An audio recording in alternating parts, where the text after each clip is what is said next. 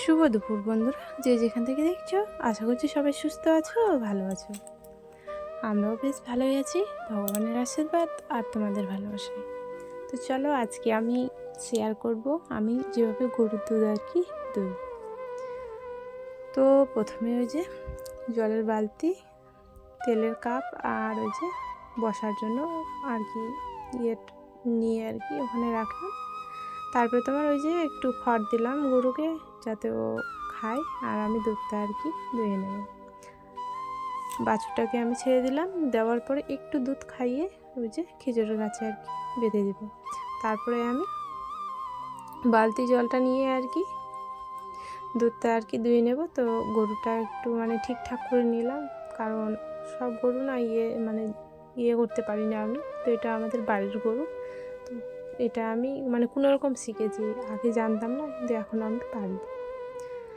তো ওই যে জল দিয়ে একটু ধুয়ে নিলাম, বাছুরটা খেয়েছে তো তো তার জন্য জল দিয়ে আগে ধুয়ে নেওয়ার পরে তারপর গামছাটা দিয়ে একটু মুছে নিলাম, যাতে আমার গরুর দুধটা আর কি টানতে সুবিধা হয়।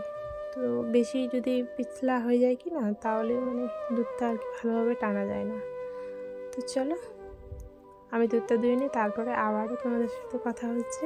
আর জানো তো, আমাদের পাটকাঠিগুলো এখনও মানে আমার শুকানো হয়নি, কারণ কয়েকদিন ধরে আমি জমিতে ঘাস আর কি তুললাম, তো তার জন্য আমি সময় পাইনি। তো ভাবছি যে এখন করব, তো এখন আবার বৃষ্টি হচ্ছে, কয়েকদিন ধরে বৃষ্টি হচ্ছে, তো এখন আমি আর পারবো না। বৃষ্টিটা কমুক, তারপরে দেখা যাবে আর কি। আর জানো তো, আমাদের এইদিকে পরিবেশটা খুব সুন্দর। আমাদের বাড়ির পাশেই দেখো জমি, আমাদের না কিন্তু লোকের হয়, তবুও দেখতে যেন কত সুন্দর লাগে। তো এটা হচ্ছে জমির দিকে, আর বাড়িটা আমাদের সাইডে আছে। বাড়ির পাশে পুকুর, সবসময় ঠান্ডা বাতাস।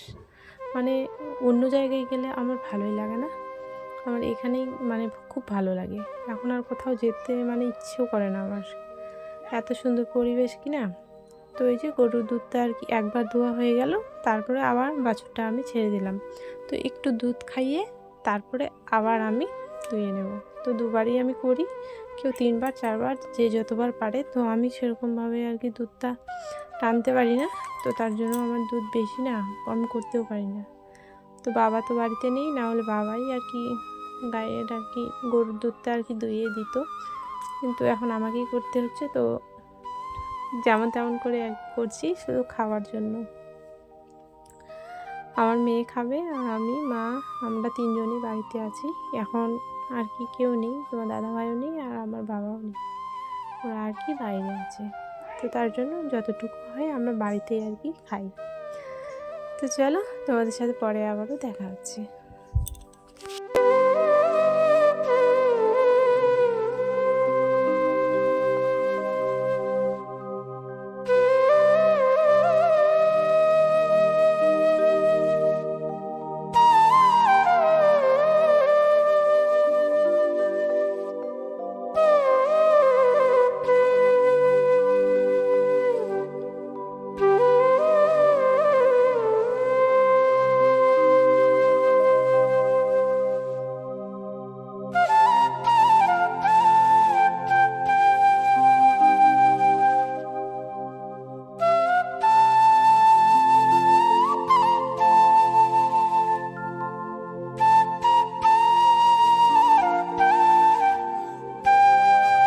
তো গরুর দুধটা আমার দেওয়া হয়েছে, তো দেখো তোমাদেরকে দেখালাম আমাদের গ্রামের একটু পরিবেশটা। খুব সুন্দর লাগছিল দুপুরবেলা, তো রোদ উঠে আছে, খুব সুন্দর লাগছে ওয়েদারটা। তো দেখো একটু দুধ হয়েছে, বেশি মানে পারিনি, মোটামুটি ধরো ½ কিলোর থেকে একটু বেশি হবে, 1 কিলো না কিন্তু।